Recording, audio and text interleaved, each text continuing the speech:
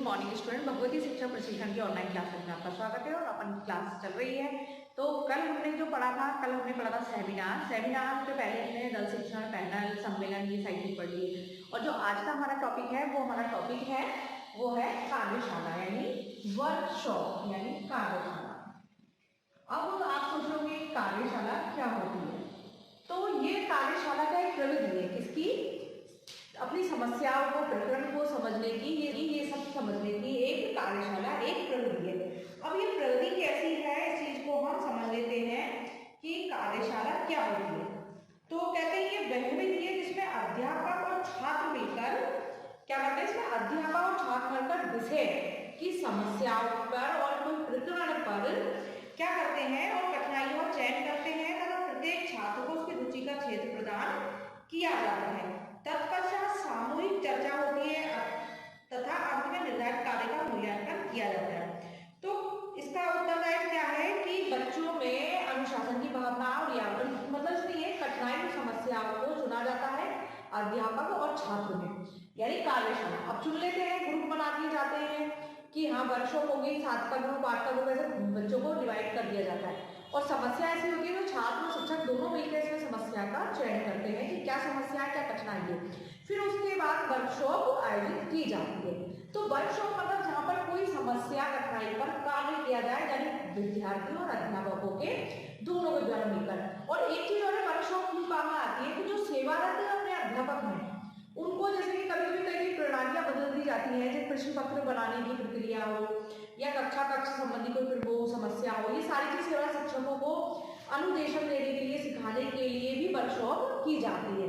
तो वर्कशॉप का मतलब ये है कि किसी चीज को सिखाने का कोई तरीका, यानी सभी को इकट्ठा करके किस प्रकार से सिखाया जाए। तो इस प्रकार से प्रशिक्षण शिक्षण प्रक्रिया सेवा क्षेत्र का एक पक्ष है ये कार्यशाला। तो सेवारत शिक्षकों हेतु नवीन प्रकार की परीक्षाओं की रचना, अनुदेशन का निर्माण, नवीन प्रकार की पाठ निर्णय रचना तथा शिक्षण आदि के उद्देश्यों को व्यवहारिक रूप में लिखने के लिए प्रशिक्षण की आवश्यकता होती है। उसके लिए कार्यशाला प्रविधि का प्रयोग किया जाता है, मतलब वर्कशॉप का प्रयोग उसमें किया जाता है। तो हमने वर्कशॉप देखा, समझा क्या है, और मैं आपको इसको एक बार लिखित रूप में बताती हूँ जिससे कि आपके पास अगर आवाज भी ना पहुंचे तो आप उसको समझ सको। तो इस प्रकार से कार्यशाला का अभिप्राय मैंने लिख दिया है, क्योंकि वैसे समझ में आए तो आपको इसमें लिखित रूप में समझ में आ जाए। यानी शिक्षण प्रशिक्षण प्रक्रिया के सतत क्षेत्र का एक पक्ष है, मतलब जो प्रविधि है, ये प्रविधि है कार्यशाला, एक शिक्षण प्रशिक्षण प्रक्रिया के सतत क्षेत्र का एक पक्ष है। तो सेवारत शिक्षकों को हेतु नवीन प्रकार की परीक्षाओं की रचना, अनुदेशन के निर्माण, यानी परीक्षाओं की जो रचना का प्रारूप बदलता रहता है। आप भी जानते हो कभी पेपर किस प्रकार से, किस प्रकार नहीं होते, एग्जाम कैसे करानी है, कैसे नहीं करानी है, बच्चों को किस प्रकार के पेपर आएंगे, किस प्रकार के क्वेश्चन आएंगे, पेपर निर्माण कैसे जाएगा। तो इसके लिए सेवारत शिक्षक हैं जिनको भी एक ट्रेनिंग दी जाती है, जिसको वर्कशॉप के जरिए वो ट्रेनिंग दी जाती है। तो वो वर्कशॉप ही होती है जिसमें उनको पढ़ाया, समझाया, सिखाया जाता है। और अनुदेशन का निर्माण करना, नवीन प्रकार की पाठ योजनाओं की रचना, यानी नवीन प्रकार की पाठ योजनाएं जो बनानी है, योजनाएं होती है बनाने से पहले जो योजना का तैयार करते हैं कि किस प्रकार से पढ़ाना है, कैसे बच्चों को समझाना है, कौन सी सामग्री होंगी, कौन से प्रकार होंगे, ये सारी चीज की योजना बनाने की रचना तथा शिक्षण अधिगम उद्देश्यों को व्यवहारिक रूप में लिखने के लिए प्रशिक्षण की आवश्यकता होती है। मतलब व्यवहारिक रूप में किस प्रकार, यानी शिक्षण अधिगम यानी जो शिक्षा में शैक्षिक जो उद्देश्य प्राप्ति है, इसमें शिक्षा में जो सीखना है उसको व्यवहारिक रूप में कैसे लिख सकते हैं, तो प्रशिक्षण कैसे हो, तो इसके लिए कार्यशाला प्रविधि का प्रयोग किया जाता है। और इससे पहले मैंने ये चीज आपको बता दी, इससे पहले आपको चीज समझाई थी कि जो ये है तो इसमें अध्यापक होते हैं और शिक्षार्थी, यानी विद्यार्थियों के द्वारा जो समस्याएं, जो कठिनाई होती है विषय संबंधी से, तो उस पर वर्कशॉप आयोजित की जाती है, उस टॉपिकों पे वर्कशॉप आयोजित की जाती है, उसके ग्रुप बना दिए जाते हैं, सभी की राय होती है, तो उस पर वर्कशॉप की जाती है कि कुछ उनके विचार होते हैं, कुछ शिक्षकों के विचार होते हैं, जिससे कि जो भी समस्या, जो कठिनाई है उससे दूर हो जाए और उसको लिखित रूप में भी कर सकें और सुनकर भी और देखकर भी उसको शामिल, वो मतलब अपने ज्ञान में शामिल कर सकें। अब इसमें परिभाषा है डॉक्टर पी सिंह के अनुसार, कार्यशाला आमने सामने का एक ऐसा प्राथमिक समूह है, यानी आमने सामने इसकी जो प्रक्रिया है वो आमने सामने होती है, एक दूसरे को देखने, सुनने, समझने की इसमें अपन को मिल जाता है ना, और जिसमें सामाजिक अंतःक्रिया अधिक नजदीक तथा प्रत्यक्ष होती है। मतलब जो भी अंतःक्रिया होती है तो वो सामाजिक है, क्योंकि एक साथ मिलकर अपन कोई कार्य कर रहे हैं, मिलकर समूह में कर रहे हैं, तो वो सामाजिक प्रक्रिया होती है। समूह में किसी कार्य को करना मिलकर एक से अधिक व्यक्तियों के द्वारा, तो उसको अपन सामाजिक प्रक्रिया कहते हैं। तो अंतःक्रिया अधिक नजदीक तथा प्रत्यक्ष होती है, मतलब आमने सामने की होती है, और आमने सामने प्रक्रिया होगी तो ज्यादा आमने सामने होगी तो प्रत्यक्ष होगी, दिखाई देगी, अपन को समझ में ज्यादा आएगा और वो चीज हमें ज्यादा टाइम तक अपने दिमाग में भी रहेगी, और सदस्यों पर सामाजिक नियंत्रण रखती है। मतलब ये डॉक्टर पी सिंह के अनुसार जो कार्यशाला आमने सामने का ऐसा प्राथमिक समूह है जिसमें सामाजिक अंतःक्रिया अधिक नजदीक तथा प्रत्यक्ष होती है और सदस्यों पर सामाजिक नियंत्रण रखती है। तो अब आप ये समझ गए होंगे कि कार्यशाला का अभिप्राय क्या है। तो हमने ये चीज देखी, और हमने इससे पहले देखा कि कार्यशाला प्रवृत्ति में प्रवृत्ति है जिसमें अध्यापक और छात्र मिलकर विषय की समस्याओं एवं कठिनाइयों का चयन करते हैं। मतलब जो बच्चे क्या करते हैं, जो कठिनाइयां हैं जो आती हैं बच्चों को समझ में प्रकरण विषय संबंधी, तो छात्र इन कठिनाइयों का चयन करते हैं तथा छात्र को उसकी रुचि का क्षेत्र प्रदान कर दिया जाता है। यानी छात्र की जो रुचि होती है, मतलब छात्र किस विषय में रुचि रखता है, छात्र की रुचि के अनुसार उसको वो प्रकरण दे दिया जाता है कि बच्चे को किसमें रुचि है। तत्पश्चात क्या होता है, मतलब छात्र को उसकी रुचि का क्षेत्र दे दिया, उसको विषय में जिसमें रुचि है वो दे दिया जाता है। उसके पश्चात सामूहिक चर्चा होती है। मतलब जितने भी व्यक्ति हैं, जितने स्टूडेंट हैं, अध्यापक है, तो उनको चर्चा के लिए वक्त दिया जाता है, सामूहिक चर्चा होती है। अंत में निर्धारित कार्य का मूल्यांकन किया जाता है। जो निर्धारित कार्य है उसका मूल्यांकन भी किया जाता है। तो कार्यशाला प्रविधि के प्रयोग का मुख्य उद्देश्य छात्रों में उत्तरदायित्व अनुशासन की भावना तथा स्वयं कार्य में लीन रहने की प्रवृत्ति उत्पन्न करती है। मतलब स्वयं इसमें कार्यशाला बच्चा खुद अपने आप करता है, सीखता है, लिखता है, अपने विचार लिखता है, फिर उनमें चर्चा होती है, सामूहिक परिचर्चा इसमें होती है, सामने बोल सकता है, समझ सकता है, दूसरों को समझ सकता है। तो उससे क्या होता है, उसमें अनुशासन आता है, उत्तरदायित्व भावना आती है और अपने विचारों को वो उसमें रखता है। तो उसमें कितनी सारी चीजों का इसमें फायदा होता है कार्यशाला, क्योंकि कार्यशाला जो है वो समस्या पढ़ाई के लिए होती है। वर्कशॉप किसी भी चीज पर, जैसे कि अपन को साइंस में कोई समस्या है तो उसके लिए सभी बच्चे इकट्ठे हो जाएंगे साइंस विषय के क्षेत्र के, मतलब साइंस वाले बच्चे, और उसके प्रति उनकी क्या चीजें क्या नहीं है, सबके विचार शामिल होते हैं और सामूहिक चर्चा होती है, एक दूसरे को समझने का, देखने का प्रत्यक्ष को मिल जाता है इसमें। तो जो वर्कशॉप होती है, बहुत आपने देखा होगा कई बार वर्कशॉप हमने अपने विश्वविद्यालय विद्यालय सब में आयोजित होती है। कई आपने प्राइवेट सेक्टर में किसी भी जैसे इंजीनियरिंग वगैरह होती है उनमें वर्कशॉप होती है, अपने ITI वगैरह होती है उनमें, जैसे किसी भी पार्ट्स का अगर इलेक्ट्रिक कोई चीज सिखानी है तो सामने दिखाई, वो सब वर्कशॉप होती है। तो वर्कशॉप का कितना उपयोग है कि व्यक्ति इसमें प्रत्यक्ष देख सकता है, अपने विचार भी रख सकता है, चर्चा कर सकता है, समस्याओं को सुलझा सकता है। तो वर्कशॉप का ये भी। तो अब इसमें हमने देखा कि वर्कशॉप का इसमें जो सेवा शिक्षकों हेतु नवीन प्रकार परीक्षाओं की रचना शिक्षण है। तो अगर शिक्षा से जोड़ के चल रहे हैं प्रशिक्षण प्रक्रिया में, तो इसमें शिक्षकों को, इसमें इससे क्या होता है, अन्य देशों में मिलते भी, बाकी इसमें जरूरी नहीं है कि शिक्षकों के लिए हो, वर्कशॉप सभी के लिए, सभी विद्यार्थियों के लिए होती है, अध्यापकों के लिए, सभी क्षेत्र में सभी के लिए होती है, जरूरी नहीं है सी में हो। लेकिन जब अपन शिक्षा में पढ़ रहे हैं तो अपन के विद्यालय महाविद्यालय के हिसाब से पढ़ रहे हैं उन चीजों को, लेकिन वर्कशॉप हर जगह होती है, हर क्षेत्र में होती है। इसका यही फायदा है कि प्रत्यक्ष को सीखने को मिल जाता है और उसका ज्ञान स्थायी भी रहता है और अपन देख सकते हैं, अपने विचार इसमें रख सकते हैं। इन चीजों में अपन स्वतंत्र होते हैं, ठीक है, किसी को उससे नहीं होती। तो इसमें यही है कि जो भी सिखाने वाला होता है वो हमेशा अपन बात कहते हैं कि गुरु, सिखाने वाले गुरु होते हैं और सीखने वाले शिक्षार्थी होते हैं। तो जो भी है तो वो सारी चीज अपन इसके माध्यम से सीख सकते हैं। तो इसमें इसका मोस्ट जो बनता है शिक्षण देता, तो इसमें यह था परीक्षाओं की रचना किस प्रकार हो, अनुदेशन का निर्माण और पाठ योजना की रचना, शिक्षण अधिगम उद्देश्यों की पूर्ति को विभाजित, मतलब ये सारी चीज कार्यशाला के माध्यम से व्यक्ति में आती है। तो हमने देख लिया कार्यशाला प्रविधि क्या है और ये सारी चीज हमने देख ली। अब हम देखते हैं कार्यशाला के उद्देश्य।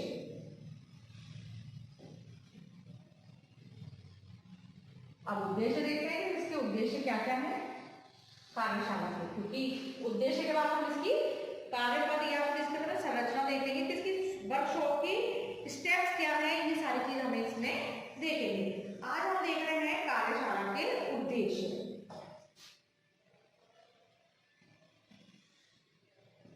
अब कार्यशाला के क्या कौन कौन से उद्देश्य हैं, अपने आप तक पढ़े, ज्ञानात्मक भावात्मक अपने पढ़ा था सम्मेलन में है उसमें, तो दो पक्ष थे।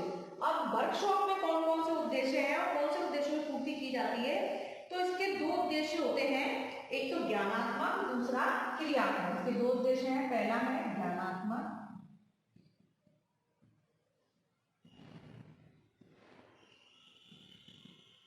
दूसरा है अपना क्रियात्मक। क्योंकि इसमें क्रिया होती है, अपने सबने भावात्मक और ज्ञानात्मक पढ़ा सम्मेलन में अपने, और इसमें है क्रियात्मक।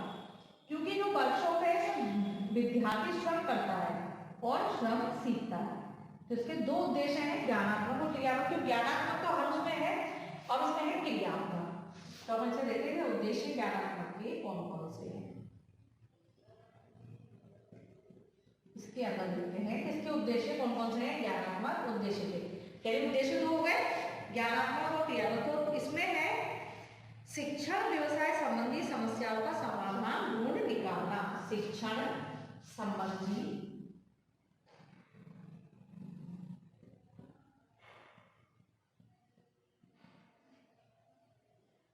समस्याओं का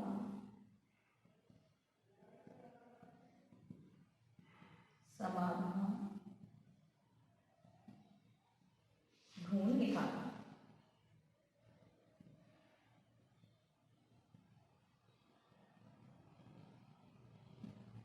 ठीक है, एक तो जो अपनी समस्या है शिक्षण संबंधी समाधान को इसमें ढूंढकर निकाला जा सकता है। ठीक है, अब इसके बाद है दूसरा, किसी प्रकरण संबंधी स्पष्टीकरण करने तथा उसको व्यवहारिक पक्ष को महत्व को समझना। यानी किसी प्रकरण संबंधी स्पष्टीकरण को करना, किसी प्रकरण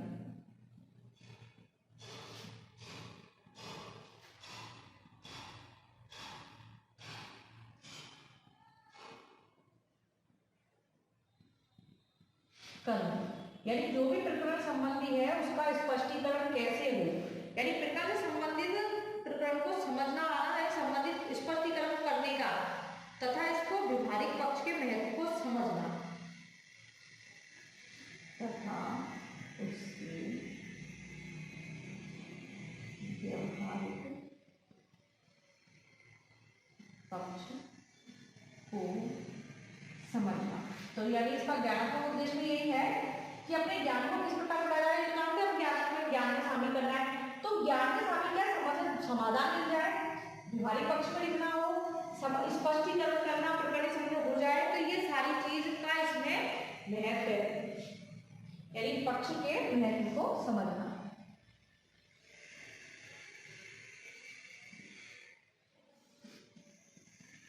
यानी इसके माध्यम से ये हो जाता है, यानी ज्ञान का उद्देश्य मतलब कार्यशाला के उससे।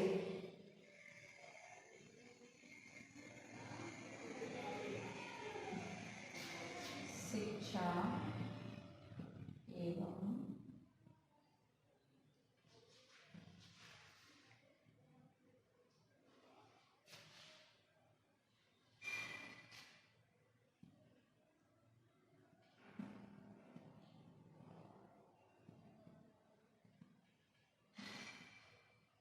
उद्देश्यों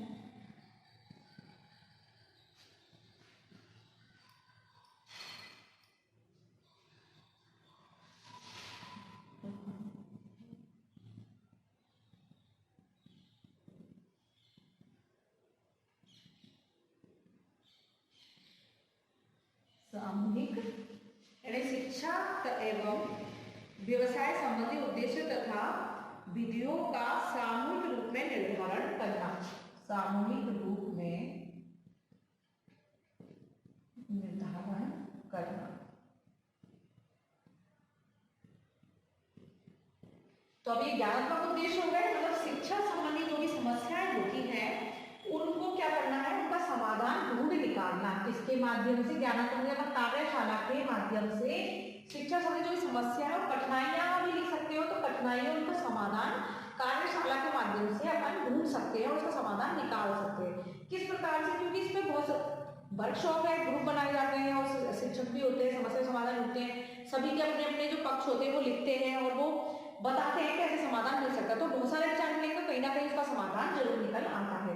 दूसरा था किसी प्रकरण संबंधी स्पष्टीकरण करने, जो भी प्रकरण है, जो भी समस्या है, जो भी टॉपिक अपन का है, जो विषय है, उससे संबंधित स्पष्टीकरण करना है। उस विषय से संबंधित बहुत सारे तर्क मिल जाएंगे, वाद विवाद होता है, चर्चा होती है, तो उसमें हमें बहुत सारी चीज मिल जाती है, जिससे क्या होता है अपन उसको लिख सकते हैं और उसको व्यवहारिक पक्ष में महत्व को समझाने, तो व्यवहारिक पक्ष में कैसे क्या महत्व है क्या नहीं है उसको भी हम जान जाते हैं, किससे, कार्यशाला के उससे। और तीसरा है शिक्षा एवं व्यवसाय संबंधी उद्देश्य और विधियों का सामूहिक रूप में निर्धारण करना। यानी शिक्षा एवं व्यवसाय, यानी शिक्षा हो या व्यवसाय हो या किसी भी क्षेत्र से संबंधित उद्देश्य हो और विधियों का सामूहिक रूप से निर्धारण किया जा सकता है किसमें, कार्यशाला में। तो कार्यशाला का उद्देश्य यही है कि शिक्षा संबंधी उद्देश्य प्राप्त हो, विधियों प्राप्त हो जाए, समस्या समझ जाए और उसको व्यवहारिक पक्ष में समझ सके और स्पष्टीकरण उसका कर सके, ये सारी चीज इसमें आ जाती है। अब हम देखेंगे इसका दूसरा उद्देश्य जो है क्रियात्मक उद्देश्य। अपन ने ज्ञानात्मक हो गया, अब हम देखते हैं दूसरा क्रियात्मक, ठीक है। अब क्रियात्मक उद्देश्य को देख लेते हैं।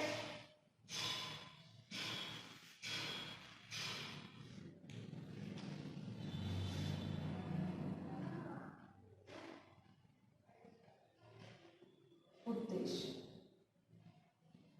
क्रियात्मक उद्देश्य में क्या क्या है, दूसरा जो है क्रियात्मक मतलब ये क्रिया से अपन के काम करने की तरीके, अपन क्रिया को कैसे क्रिया कर रहे हैं कैसे नहीं कर रहे, क्रिया इसके अंदर शामिल होती है कि क्रियात्मक यानी अपन स्वयं जो क्रिया कर रहे हैं, चाहे वो मानसिक हो, शारीरिक हो, चाहे कैसी भी हो, यही मानसिक और शारीरिक क्रियाएं होती है भाई, वो क्रिया इसके अंदर शामिल है, ठीक है। तो क्रियात्मक उद्देश्य हम देखते हैं कि क्रियात्मक में क्या होगा। इस प्रकार से अब है अपने क्रियात्मक उद्देश्य। अब क्रियात्मक उद्देश्य है शिक्षण की प्रभावशाली प्रविधियों एवं विधियों का निर्धारण करना। जो शिक्षण जो क्रिया है, क्रिया करनी है, किसमें करनी है, अब इसमें क्या है, क्रियात्मक उद्देश्य से जो पूर्ति होती है वो है शिक्षण की प्रभावशाली जो विधियां हैं, प्रविधियां विधियों का निर्धारण करना। कौन सी विधि कौन सी प्रविधि होंगी जो इसमें काम आएंगी और किस प्रकार से कार्य करेंगी और इनसे कितना अपन का जो ज्ञान का स्तर है, जो कार्य करने का स्तर है, वो कितना सफल होगा कितना नहीं होगा, अच्छे से होगा, ये चीज का निर्धारण क्रियात्मक उद्देश्य में किया जाता है। शिक्षण की विशिष्ट व्यवसायिक क्षमता का विकास करना, शिक्षण से जो व्यवसायिक क्षमता, जो हमारे व्यवसायिक कार्य करने की जो क्षमता है उसका विकास भी कार्यशाला के माध्यम से हो जाता है। यानी का उद्देश्य है कि व्यवसायिक क्षमता का विकास करना, प्रविधि को निर्धारण करना, इसके माध्यम से हो जाए। तीसरा है शिक्षण तथा शिक्षा संबंधी नए उपायों का सृजन, यानी इसमें कार्यशाला में यही है कि अपन की जो भी समस्या जो भी है तो इसमें क्या है, इसमें ये चीज होती है कि उपायों का प्रशिक्षण कैसे दिया जाए, इसका तरीका कैसे हो, क्योंकि अलग अलग व्यक्ति होंगे, दूर दूर क्षेत्र में होंगे, स्टूडेंट भी अगर एक जगह सभी इकट्ठे हो जाएंगे तो एक व्यक्ति के द्वारा उनको प्रशिक्षण दिया जा सकता है, सभी को समझाया जा सकता है ना। वर्षों में अगर इंसान दूर दूर होगा तो नहीं कर सकता, नहीं हो सकता, एक दूसरे को कहाँ कैसे मैसेज पहुंचाओगे, या तो रिकॉर्डिंग होगी या वो वीडियो के जरिए इस तरह से। लेकिन जब व्यक्ति सामने तो उसमें अपन को जरा वो होता है कि अपन के वीडियो है ये है नहीं देखते हैं, पूरा कभी नहीं देखते हैं, ये होता है। तो अपन इसमें ये बताइए कि इंसान अगर सामने है तो उसे पूरी चीज ध्यान से सुनेगा और देखेगा समझेगा भी। तो इसमें ये शिक्षण का शिक्षा संबंधी नए का प्रशिक्षण इसमें दिया जाता है इसमें कार्यशाला में।